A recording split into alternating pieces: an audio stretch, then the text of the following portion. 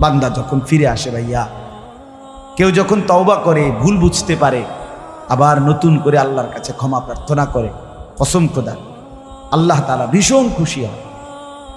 হাদিসে আছে আল্লাহর কোনো বান্দা যখন তওবা করে, আল্লাহ তখন ফেরেশতাদেরকে বলে, আমার ফেরেশতারা 7 আসমান আর জান্নাত সাজিয়ে দাও।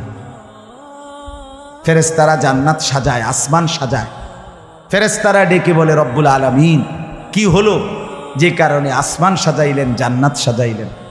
রব্বুল আলামিন তখন বলে, আসলাহাল আবদু মাওলাহু, এক ভেগে যাওয়া গোলাম আজকে তার মনিবের সাথে সম্পর্ক ঠিক করে ফেলেছে।